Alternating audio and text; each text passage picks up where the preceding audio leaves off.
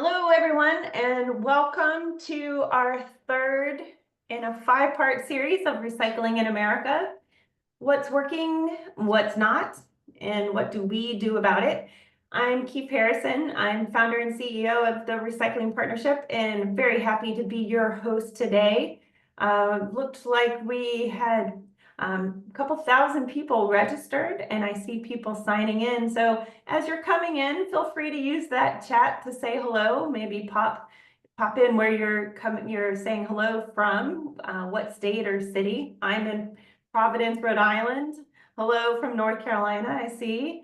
So as we're welcoming people in, go ahead and use that chat to say hello. It's fun to see US and Canada, and I bet we'll get a couple. Oh, I saw Brazil real quick as folks were coming in. Today's webinar will be recorded, and yes, you will get the slides that we're going to use today. So this webinar is an important chance for us to dig into end markets, a critical part of the system. So few pieces of housekeeping. Let's start in to talk about how today is going to go. We've got 1 hour together, and we're going to use our time very wisely to get as much done as possible. So first up, we want to know what's on your mind. We've got a little poll coming in a minute, because the more we know about you, the better we can make sure that this meets your needs. And then we're going to set the stage for today. I'm going to spend a few minutes, 10 minutes max, really digging into what does the data tell us about the role of end markets as we're thinking about recycling. And then we'll go into a perspective of the field. We're going to spend the bulk of today with our 3 guests, Scott, and Miriam, who are going to really help us rumble through these. And then your questions will really matter to us. So we're going to try and get your questions answered through 2 features. One is the Q&A, so you can see, please open up that Q&A feature there, and the other is that we'll be asking some to the speakers as we go along. So first up, we have a poll for you. Hello, Lily. Lily is my partner in crime here at the Recycling Partnership. Lily, you want to say hello? Thanks for joining today. Lily, tell us about this poll that we have up. You want to go through the 3 questions? All right, yes. And for those of you who have been to all 3, thanks for hanging in there and filling out all these polls. So for end markets today, we've got 3 questions of, do you go out of your way to buy products made with recycled content if you can find them? We'd love to know what your favorite policy solution or solutions are to drive recycling end markets. And if you have one that's not listed, we'd love for you to pop it in the chat. And then third, we'd love to know, what grade that you would give the transparency of old stuff turning into new stuff, aka kind of what happens between the MRF and the end market. So thanks for filling out that poll, and Keith will close it in just a moment. Looks like we've got about half the participants answering. Awesome. While people are answering, maybe we'll say hello to our speakers. We have 3 distinguished guests today, 2 Scotts and a Miriam, who are going to talk us through their perspectives. So Scott Breen, you want to say hello and introduce yourself? Yes, hi everyone. I'm Senior Vice President of Sustainability at Can Manufacturers Institute. We represent U.S. metal can makers and their suppliers. Scott is also the chairman of the board at the Recycling Partnership. That is also true. How about you, Miriam? Hi, everyone. Great to be here. I am Miriam Holsinger, co-president of Eureka Recycling. We are a mission-based MRF and collector located in Minnesota. Awesome. And Scott? Hi, everyone, and thank you for having me. I'm Scott Saunders. I'm general manager of KW Plastics. We are a recycler of high-density polyethylene and polypropylene and supply a variety of markets throughout the U.S. and have been in business for over 40 years. Great. And we're going to hear from our speakers a bunch today, but first, Lily, let's hear from our audience. What did we find in the poll? Yeah, so hopefully you can see the results on your screen. Looks like the majority of you all are going out of your way to buy products with recycled content. Makes sense. That's probably why you're here. Looks like we've got a lot of love for different policy solutions. A lot of people getting behind policy versus voluntary efforts. Looks like we've got some other ideas. Hope to see those in the chat. And the grades are less than favorable. We're looking in the B, C, D range. So good to hear from everyone. Thank you. So, folks on the webinar, I want to make sure you know that I hate it when I jump on a webinar and I have a question and there's never enough time for all the questions. So we are going to do our best to answer them. You've got two different features here. The chat is the space where you can talk with the other attendees. So in the past webinars that we've done, this is a really lively space where people are pushing and pulling and tossing out ideas.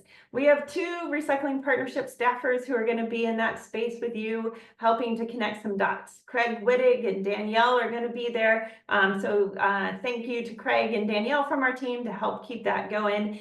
And then everyone who's attending the webinar, I also hope you open up that Q&A because that's where Catherine and Scott, we've got as many Scotts as we could find for this webinar today. Catherine and Scott are going to be delivering as much knowledge as they can into that Q&A. So it's a fun way to get a little meatier into the questions. Lily will also be lifting out questions from that to come to the speakers as we're going along. Now, a note, you'll get a recording and the deck from today, but all that content that's there in the chat will not come with it. So if there's a resource in there that pops up as we're going and you like it, grab it and make sure you hold on to that one. All right, we've got about 760 people on, so let's dig into the topic.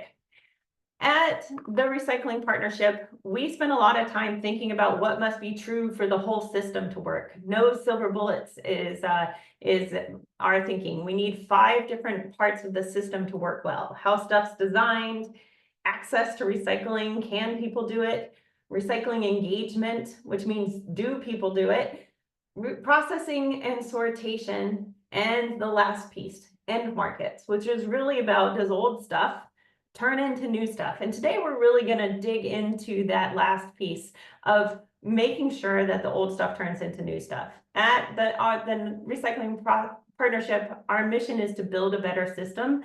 And I come to work every day because I'm concerned about the environmental protection and I like the natural resource conservation side of this, but I know that I only get the environmental side when the economic side, and that's the economic side works. And that's why I lean in to encouraging that we all think about the recycling system, needing all of us, from business leaders, community leaders, policymakers, industries, NGOs, the public at large. All of these pieces have to come together for recycling to really work. So when we think about end markets, if you've joined us before on one of these, you'll see our report card. We give a report card and we don't try to sugarcoat anything. We like to really know, is it working or is it not? And if it's not, what do we do about it, right? So when we look at the report card for the end markets portion of recycling, that's that bottom bar, we don't see a grade at all because this is a pretty murky space. Understanding what happens once material leaves a MRF and goes through a reprocessor, like we'll hear from the Scotts today, and into a new products, that's all for the most part private industry, and there's not a lot of transparency. So we have a hard time fully understanding, but that world is changing. So let's start by defining what is an end market. Here's how we think about it. We take EPA's language and our decade plus of on the ground and start to look at end markets as the buyers of recycled material. So essentially, these are the folks who are ensuring that when new products are made, they use as much recycled content as possible. Without them, the rest of the system just doesn't work. But why don't we see more recycled content just innately happening on its own? I think it's important to start to break this out in a couple different ways. Let's talk about it from a MRF perspective. Let's talk about it from specific materials. Then let's kind of put it together. When we look at it from a MRF perspective, it's pretty regular for someone to say, why doesn't my MRF take X? Well, when we look at the cost to sort something, last time we dug in a little bit more into the MRFs of what does it cost to sort things at a MRF, we know that it's about $100 a ton for a blended ton of material of recyclables. So all the cardboard and the aluminum and the plastic together. And what this chart shows us is the historical value for that blended ton over the past several years. And you can see that very often, more often than not, the cost to sort has been higher than the value of that blended ton. So there's a lot of volatility in the pricing, and also the packaging makeup is changing faster than the industry can keep up with it. And so when we look at why don't MRFs just do this more, we have to start with the question of cost. So we can then pivot and say, okay, if it's not just a MRF to market thing, then where else do we start to look at this? I think it's really important, to understand what is recycling. Recycling exists when an entrepreneur sees a big enough pile of like stuff that they can say, you know what, I know how to take that stuff and turn old stuff to new stuff. And that really rarely happens by chance. It happens by investment. So for decades, glass, paper, metals have been investing in recycling. PET bottles are widely recycled, not because they just happen to be, but because the industry really leaned in the late 80s, early 90s to make them recyclable. It's from design, getting rid of the black bottom that used to be on 2 liters, to investing in the infrastructure. So when we look at new types of packaging that didn't exist, things like cartons or polypropylene or flexible pouches, those are newer to the scene, and they haven't done the decades worth of investment that we see from some of those other materials. But that's why we're here. We want to say you haven't done that investment yet. But if you really want to see the material recycled, then we're going to have to. So what influences the end markets? There's many things that influence something for if something is recyclable or not, from tariffs to market prices, material design. But what is the key thing is really making sure that companies are putting that recycled content to work. At the Recycling Partnership, we track corporate commitments to use recycled content, and we're very worried that we're seeing a decrease in these commitments. We're seeing companies soften their commitments to use recycled content. And this is across the board. This isn't just for plastic. And we think that that's a challenge. And I really want our speakers to dig into this. Something that could help change that, though, is the role of policy. We see policy EPR in these states in this chart showing you how end markets can be part of a policy scenario to both define what is a good end market, and then to increasingly, we also would like to see more policy mechanisms to ensure that the recycled content is definitely used. So these are some of the tools that we can use. And today I feel like I'm a little bit of a downer here, Lily. I've talked through like what are the challenges we're facing on the markets, but there's a lot of solutions too. So there's instruments that we can lean into to see recycled content increase. So in Washington and South Carolina, for example, we see market development programs. There's a purposeful emphasis on the market. You can also lean into recycled content mandates and procurement policy, as we've just talked about. And then there's the role of tax credits and incentives. And right now we're working on a federal tax approach that we think is pretty interesting, and we'll talk about at an upcoming webinar. So there are things that we can do, and this is what I want to begin to dig into with our speakers today. So Scott and Miriam, I hope you'll come off mute and help me jump into the conversations about how do we make sure the good old stuff turns to new stuff. So Miriam, maybe you can get us started today.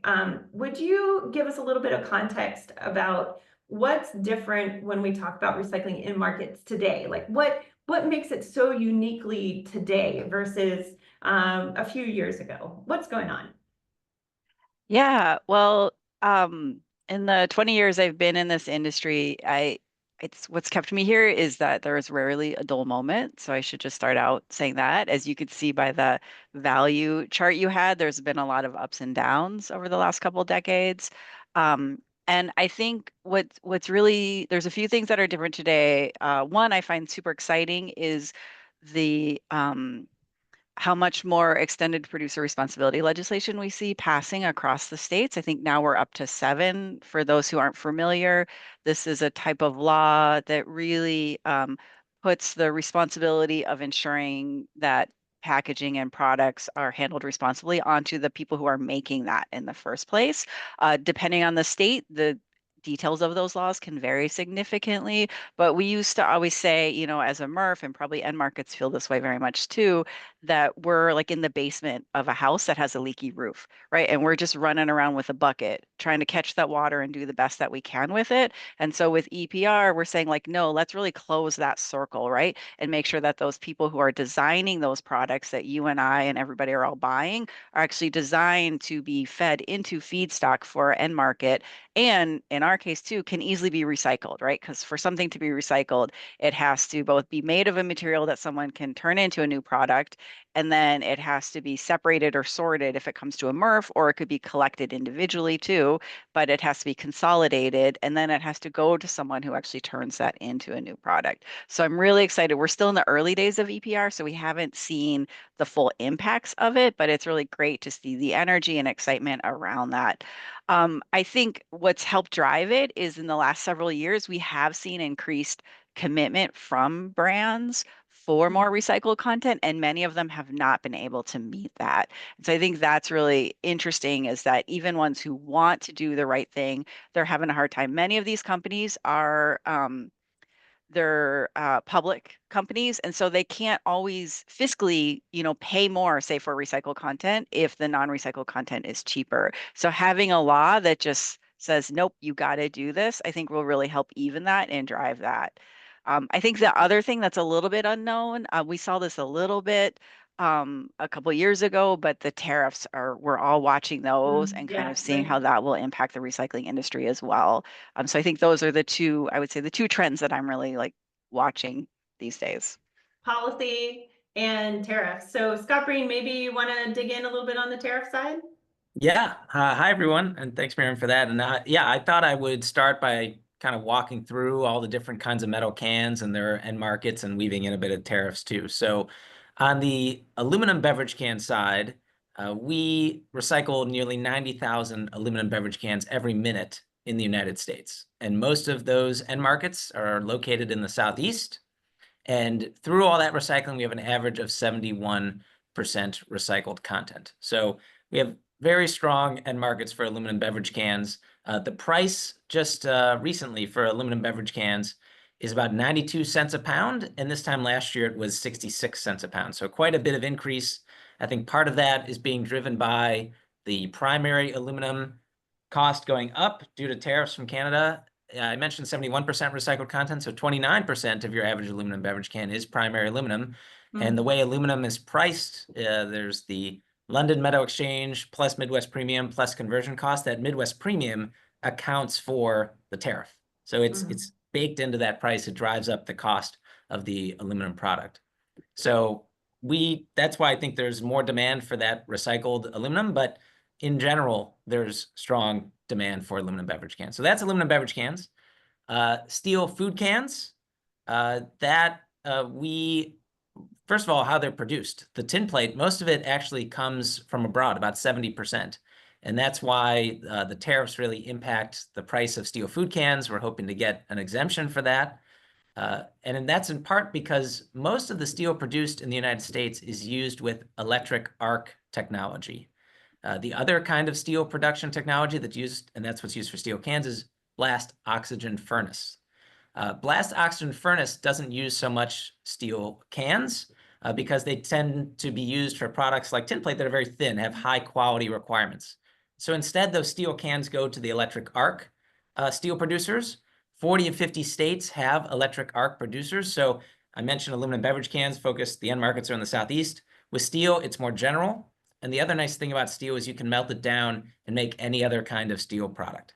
So steel, it's another robust end market, and it's a bit more diffuse than aluminum beverage cans. And then with aerosol cans and aluminum aerosol cans, aluminum food cans, there are non-used beverage can end markets. There's remelt scrap ingot, where they take all these different kinds of aluminum, melt it down, make an ingot, and then when they find a customer that wants it, they can remelt it, add additional ingredients to it, and make what the customer wants. So there are a variety of remelt scrap ingot producers. And then there's also Deox producers. There's one out in Pennsylvania called Gottlieb that buys a lot of the non-UBC aluminum. And then lastly, steel aerosol cans. They also can go with the electric arc buyers. The nice thing is in the bale, they tend to depressurize the steel aerosol cans and they can be a bit more tolerant of those. So in general, metal is very valuable. There's robust end markets for metal cans. If the MRFs sort them out, there's someone there to buy them. And then they find their way into new cans. So Scott, the metal markets have been there for a long time, but what's different today is really the impact of the tariffs and the innovation on how the material is getting used, it sounds like. Yeah, that's correct. So Scott Saunders, why don't you give us a little bit more on the end market, what's different about end markets today, but from the plastics perspective? Well, I think that, and thank you for having me, everyone. But I think that what we want to highlight today is it's really a tale of two cities. And so we have the natural market and the clear PET market. They're in very high demand. It's very easy for an end market like a bottler to use that material in a common silo to feed multiple machines, making different colored components for various brands. And that material is priced over $1 a pound today. And then you have the mixed color market, which is what the brands are using PCR to make, the laundry detergent, right, the shampoos.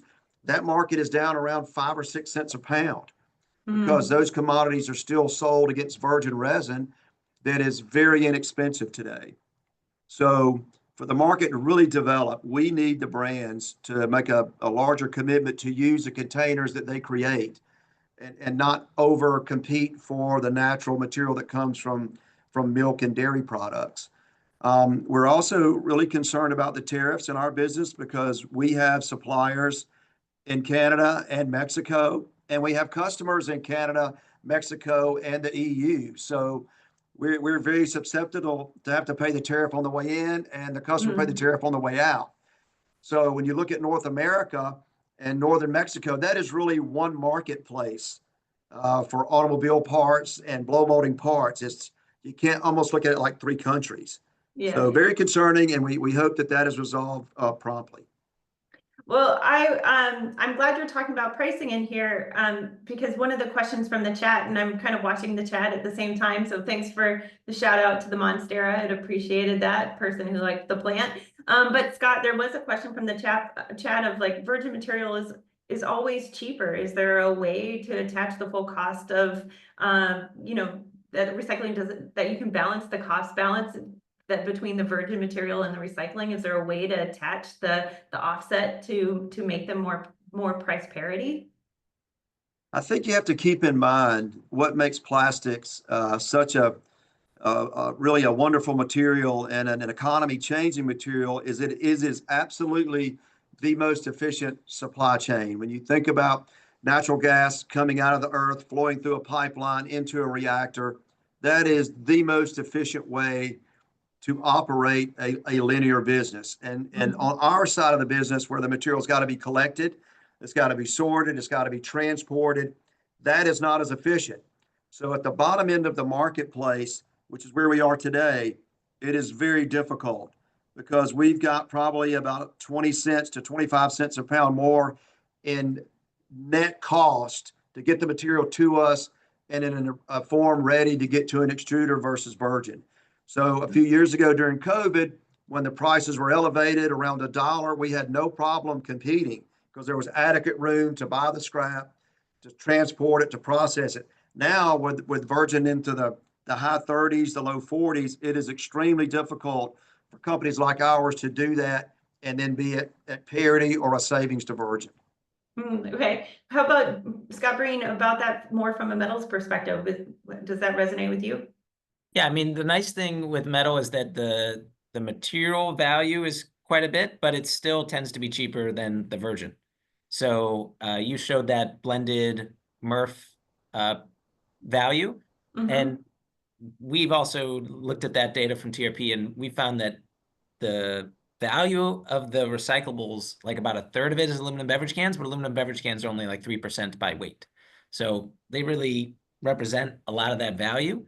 And even with the the tariffs, there's still just that strong demand for recycled metal. And in some cases, if we're talking about a tariff on primary material coming in from other countries, that has led to even more people wanting their hands on that domestic supply of recycled material. And I think that's also where some people have said, you all are working on bottle bills, you're working on EPR, you're trying to get more supply into the system. Isn't that even more important with tariffs? Yeah. I mean, then we don't want to have to import that material and have it be tariffs, but then we'll have that domestic supply, and that means we won't have to rely on imports. There won't be that tariff in place, and then also lower carbon. So there's many benefits to increasing that domestic supply of material.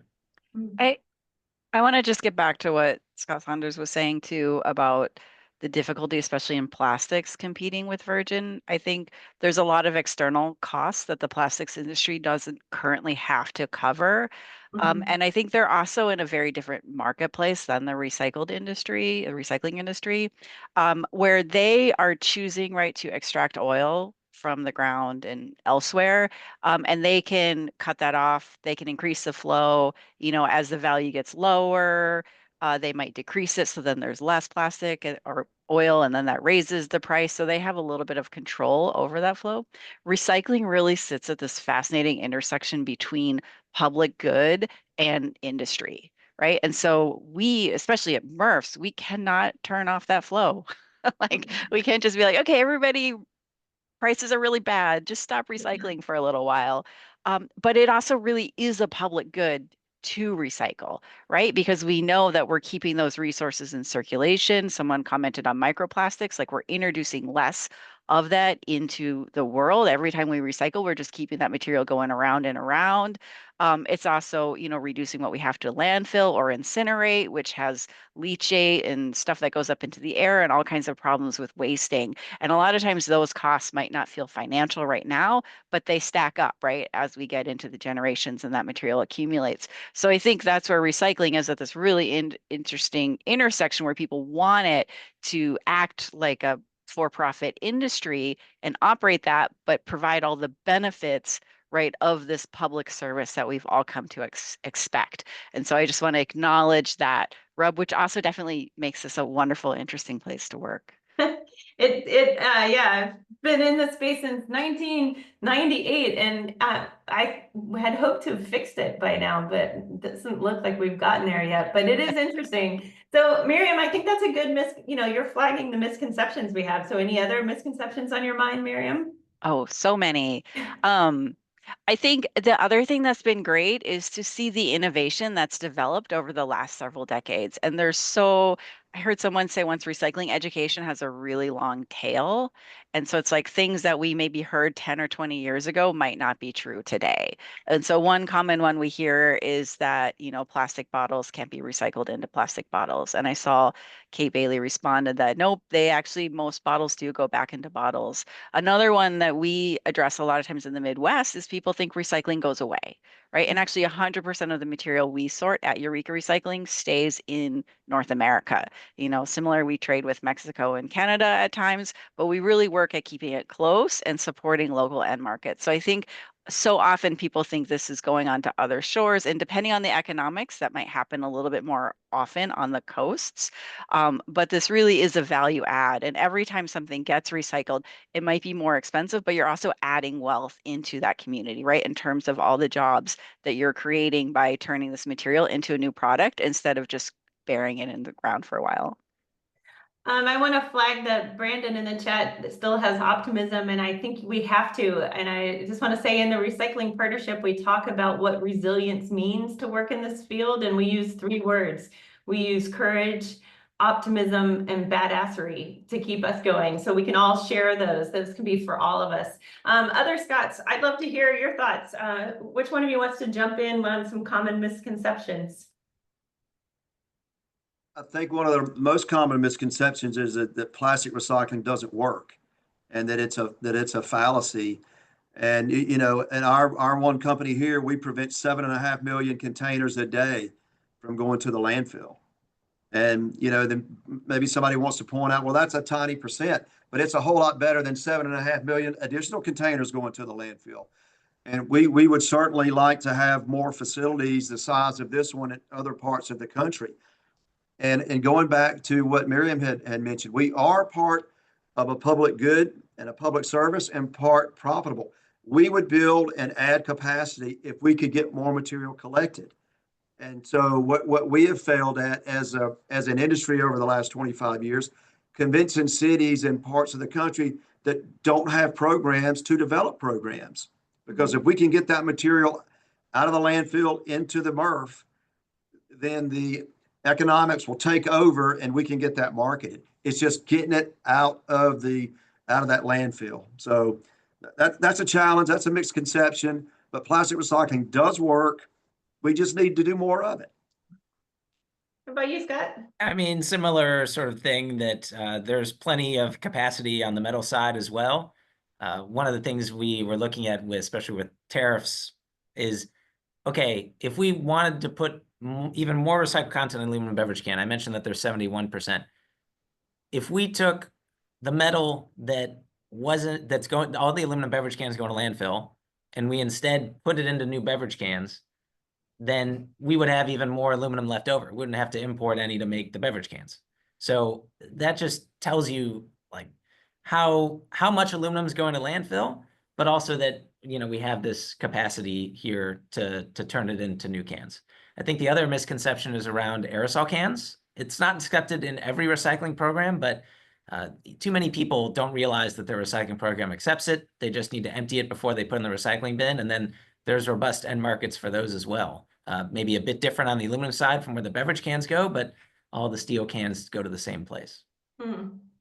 I want to give a shout out. I just saw the name of my former recycling coordinator when I lived in Walpole, New Hampshire in the chat. So Ben Hoy is on the line asking about polypropylene. So it's just nice to see an old friend. It feels like we all get to come together on these.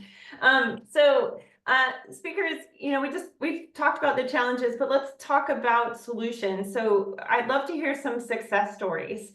We know that there's plenty of good stories out there that this is working. So Miriam, you want to lead us off with a good success story around end markets, the old stuff turning to new stuff and what that looks like? Yeah, I've been really excited to see the plastic PET water bottle, pop bottle market expand. Most of our number one PET plastic used to get turned into carpet and other stuff like that. And as the technology has improved and we've been able to put that more into bottle to bottle, I think it actually helps improve the stability of the end market. So I'm not opposed to anyone using recycled content in their material. I think the more the better, but to really provide stability, it helps when that material is getting made right back into that material. We see this a lot in the cardboard markets, right? Where there might be a recession. And so then we're making less cardboard because people are buying less stuff. So we'll see a dip in the value of cardboard because supply and demand, right? There's suddenly more cardboard and people need it as much. But then as they make less cardboard, suddenly there's less cardboard to be bought. And so you'll see that price even out. And so I think that is just the real value of really closing that circle.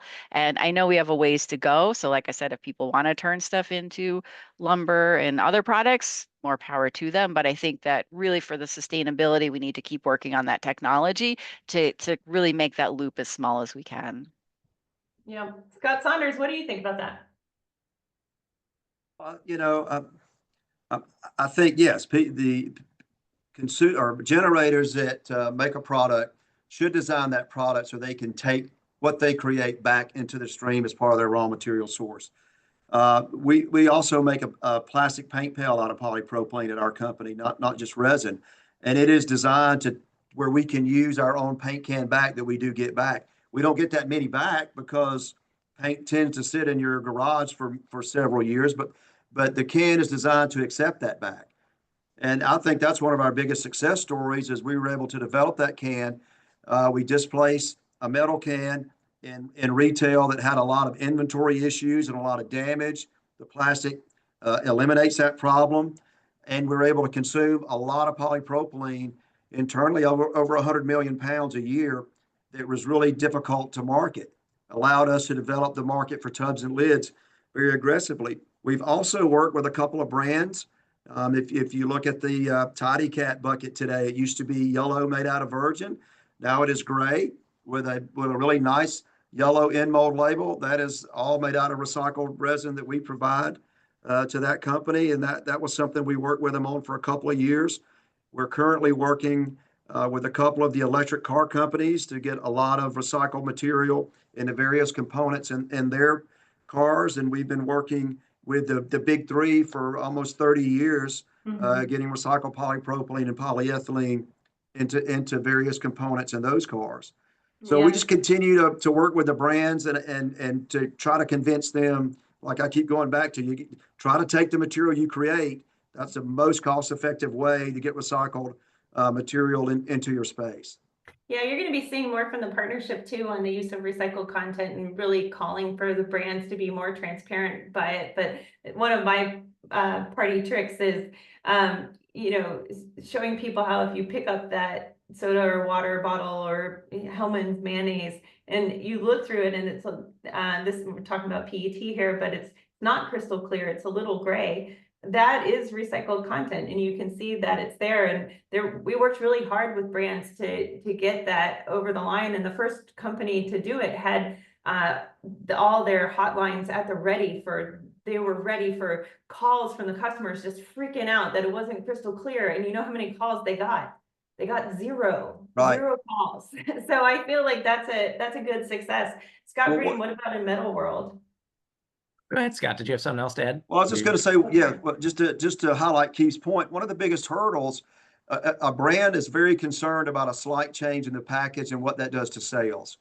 And just to highlight what Keith said, in our area in the Southeast, there's a lot of Coca-Cola bottles that are made from 100% PET, and they are much more dingy than the virgin bottles.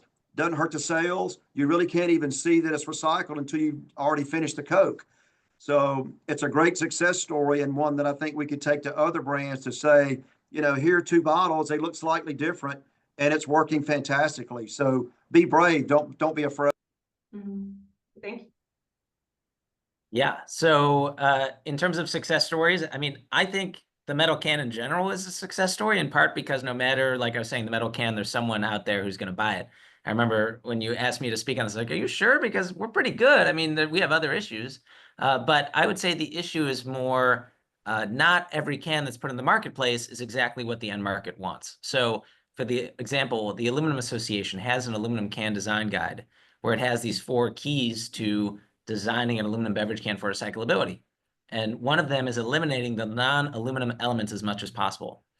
And even though that's out there, there's still these cans out there you see with plastic or pieces at the top for like resealability or shrink sleeve labels. I even had a brand reach out to me yesterday saying, we want to make a aluminum can with a PET lid. How do we get that certified? And then I just sent them the can design guy. I was like, there's no like certification for that. We want as little non-aluminum elements as possible. So sometimes it's more just what's put in the marketplace isn't perfect for our end markets that exist. We have a steel can design guide that's out there as well. It's on the CMI website, cancentral.com.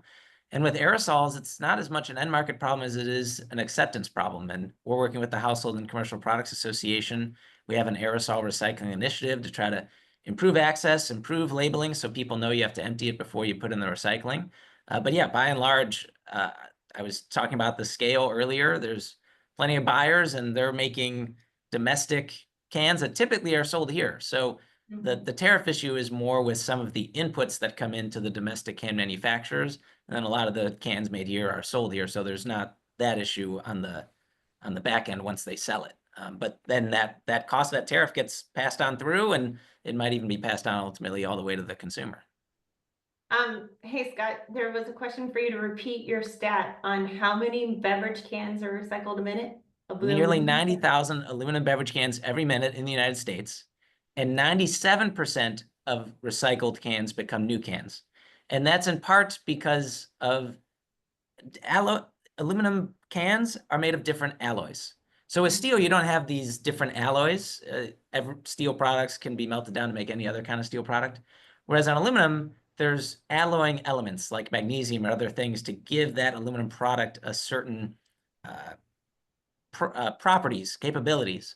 And so it's just much easier to melt down aluminum beverage cans into new cans because you're making the same alloy.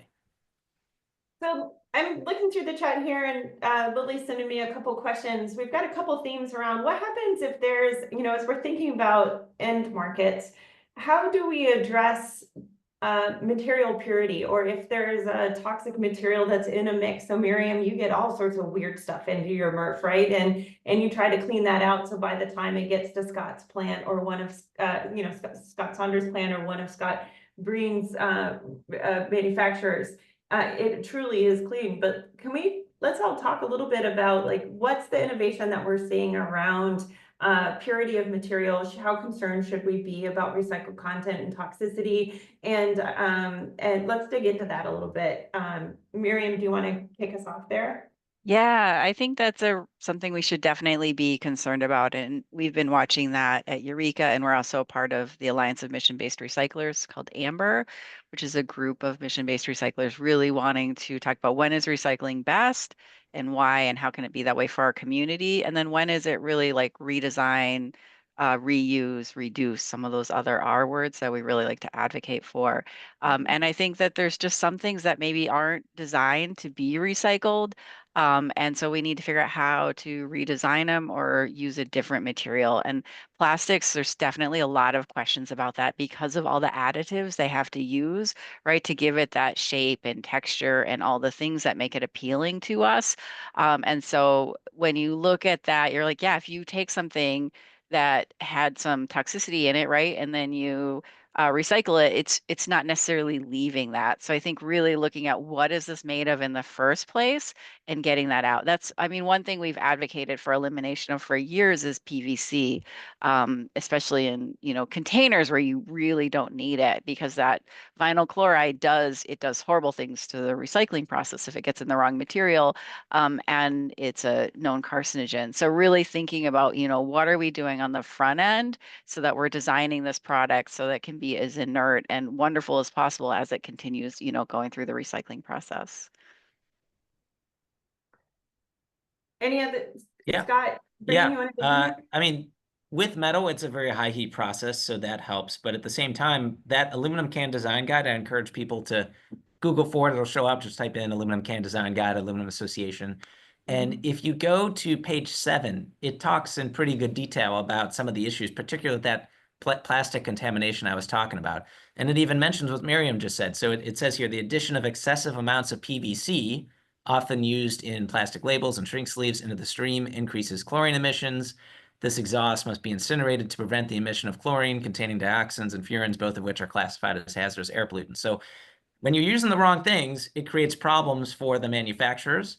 And yes, there are regulations on the kinds of emissions, there are safety controls and things like that, but it creates problems. And the reality is that even with those limits, there's still some emissions happening. Yeah, there's area of concern. PET is a more glass similar structure, and so you don't have a porous material that contaminants can kind of leach into. But polypropylene and high density are a more porous structure. We do have some letters of non-objection for the FDA on an ethylene resin, our natural high density, and a couple of propylene resins, but we're currently not selling those into direct food contact because of our just concern, and we don't want the liability. And we also feel like right now, with a recycling rate of containers at 27 to 29%, there are plenty of markets that aren't critical, that need food, that need that food contact. Now, if we got the rate up to 70, 80%, we might have to take a look at extra mechanical processes to really purify that material and to get it to where there would not be a concern. But I think that's something that we have to continue to watch and monitor. You first have to start with a food container. So if you start with a resin that wasn't food grade to begin with, and you recycle that product, you can't then take it to a food grade. So there's a lot of things that have to happen correctly for it to work, and that's hard to do at scale. Hard to do at a MRF when you've got thousands and hundreds of thousands of containers a day coming in, and to sort those. And it's just something that to keep in mind and keep our eye on. I think the other solution to that too really is the increased prevalence of recycling and recycling systems, because even though it's hard to do at scale, in some ways it's also easier to do when you have scale, right? So for example, with Scott was talking about polypropylene, which is usually your yogurt tubs, cottage cheese containers, cold cup, like coffee cups, iced coffee cups and stuff like that. And that material, right, is only about, I want to say 0.5 or 0.6% of what we see in our facility. So it's a very, very small fraction. And so for us to be like, food grade polypropylene, non-food grade polypropylene would be very difficult. But we know from studies in our areas that probably maybe like only a third of that is making its way into the recycling cart right now, right? Like there is a lot of that that people are putting in the trash because I don't know if they don't know or they just don't realize or they think they have to wash it. And so for various reasons, it's not getting. So whereas if that volume tripled, right, then suddenly we have much more economies of scale to start being like, oh, here's the natural food grade stuff where we can get higher price because if we can guarantee that that is clean, there's much more value to it, right? Versus the lower grade that, might go into cleaning product bottles and other things like that. So this is where the business side has to match up to get the environmental impacts, right? And the business is not easy. It's not just putting it in a bin and sending it away. To your point earlier, Miriam, there's a constant innovation that's happening throughout every material sector to look for material purity, to protect, and more of this is needed, the outbound wash water from recycling facilities. This is an ever-changing industry. There's a bunch of questions, guys, and I'd love to dig into it while we have time about why is this a black box? Like people want to know, is it truly recycled? This is often talked about as material fate. So I'd love to talk about why is it when this material leaves your facility, Scott Saunders, and it goes in to turn into its next life. Why isn't that clearer to understand? Why is this kind of a black box? I think I might have said that it's the murkiest space.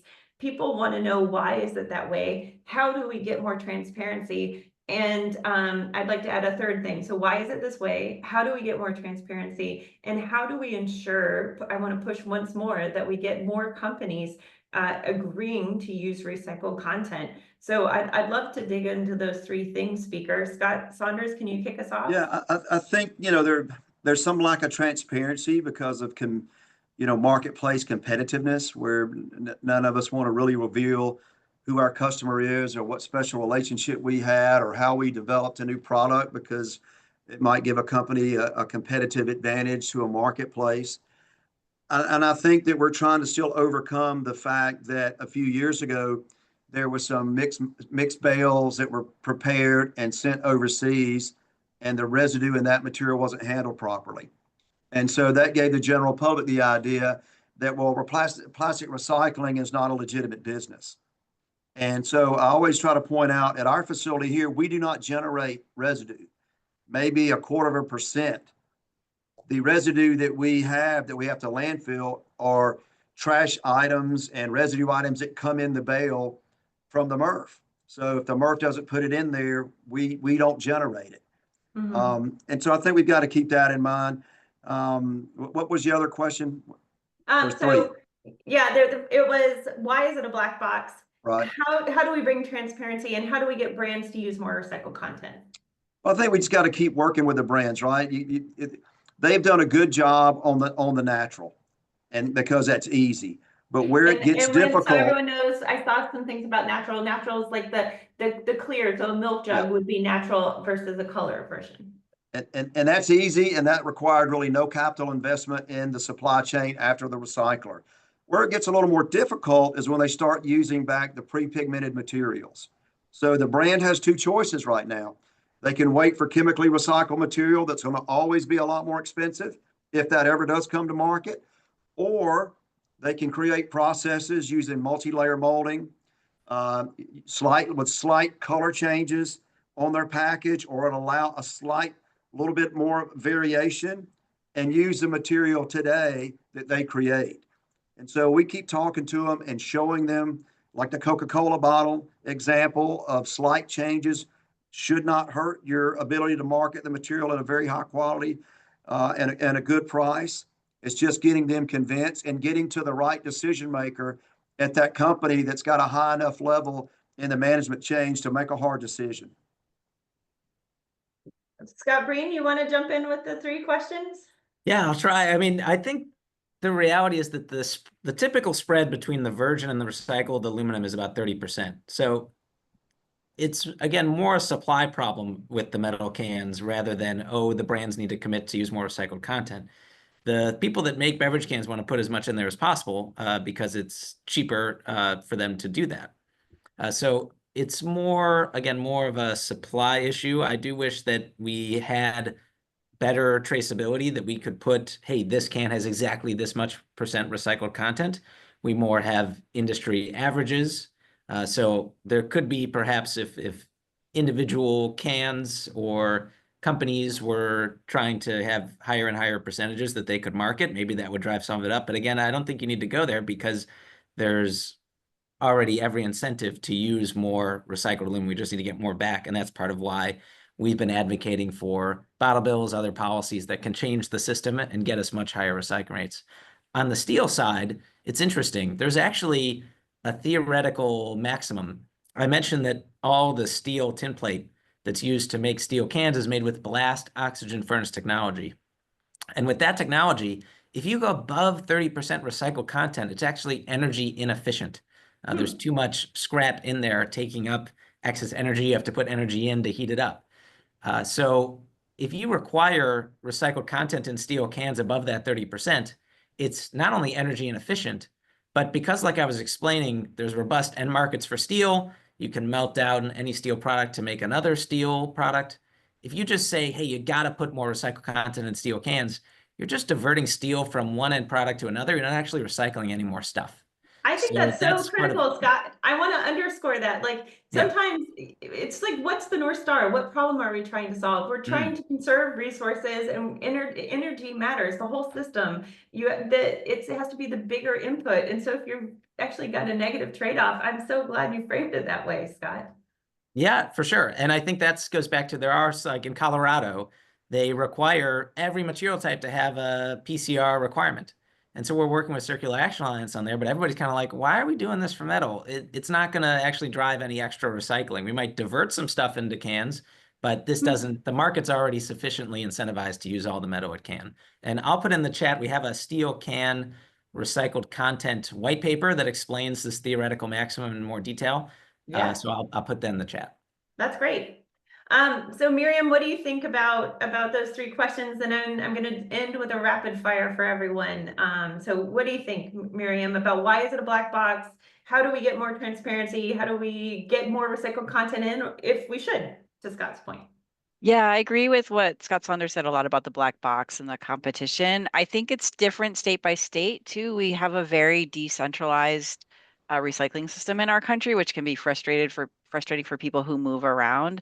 I know in Minnesota, we have to provide a lot of reporting to our state agency that does oversight. So I always tell people that, of like, no, if anything didn't get recycled, they would know.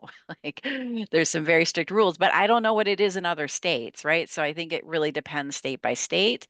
It's also very geeky. We love doing tours. We do virtual tours. We do in-person tours. We love showing people through, but sometimes when they come in and see, they just see this mousetrap and their head starts spinning. It's not a literal mousetrap, by the way. It just looks like that game a little bit. And so I think that can be overwhelming to people, but especially as a nonprofit, we're always excited to add more transparency to this system because we can be a little bit more visible than, many for-profit companies. And then you were saying about the brands. Was that the last one? Yeah, just, I Oh, think the responsibility that Saunders raised earlier of, like, if you make it, make sure you're putting your stuff back in your stuff. yep. I think that's key. And I think policy is really going to help us get there. And we've heard that from brands who want to do more, and that will make sure that the brands who aren't doing enough then also have to rise to that level. Yeah.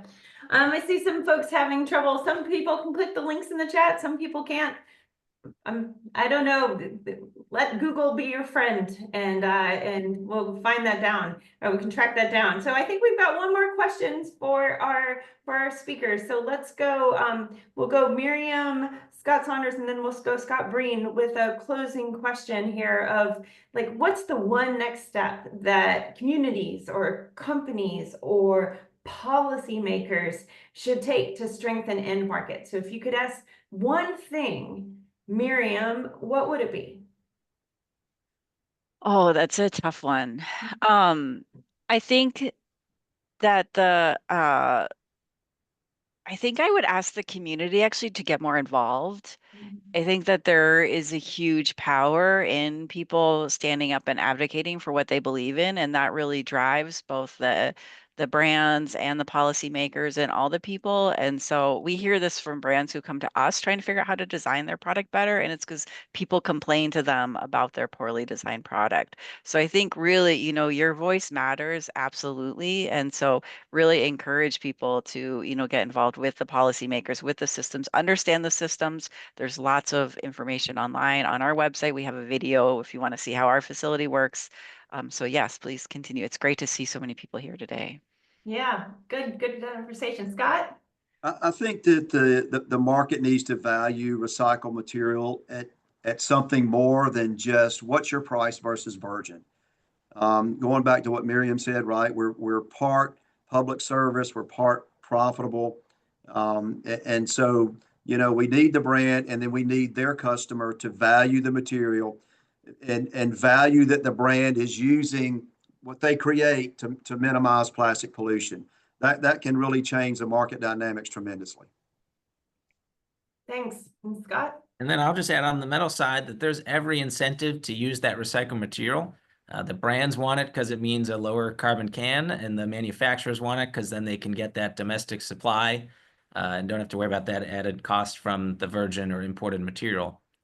So it's really a matter of just having increased supply, and that can, I think, come best with policy to get that system changed, EPR, deposit return systems. And once there's more supply and you've got the incentives aligned like there are on the metal side, you'll see people invest in more material. On the aluminum side, we've got two new recyclers coming online with Aluminum Dynamics and Novelis in Mississippi and Alabama. And they're banking on having that supply, and hopefully we can have even more supply and even more metal recyclers pop up. Well, I think today what we see is that our speakers highlight for us that there's a lot that this doesn't happen by accident, that this happens because we all lean in to make our piece of the recycling system work. And so I want to end by sharing my call to action. I hope if you have your phone handy, you pull this out and scan this QR code, because we'd like to see more companies lean into making sure the system they're designing for the system is working well, and they're putting the recycled content to work. We'd like to see communities utilizing your local market development, to Miriam's point. And we've got resources by following this link to help you as a community leader do that. And if you're a policymaker, then we have tools to help you push from your side. So this takes all of us together, and that's why we host these webinars. This was the third of a 5-part series. We have 2 more to go. The next one, we're digging into recycling by design, and that's definitions and policies. And I think some of the questions from today will be answered next week. And then we close her up on the 22nd, really digging into the future of policy. These are a good chance for us to wrangle, and I love the engagement that was present from the several hundred, 800 of you that were active on the chat and the Q&A today. We do this because as a nonprofit, we want to deliver for you what you need to help make the system work better. So the more feedback you give us, the more better we can do in the future. So I want to close by saying thank you to our speakers, to Scott and to Miriam for putting it all out today and for dedicating your time. And I want to say thank you to everyone who joined us on the webinar, including the Trustee Recycling Partnership staff, whose fingers must be tired from answering all the questions by chat. So thanks, everyone. We appreciate your attendance today, and we hope you take care. Thank you. Thank you. Yeah, thank you.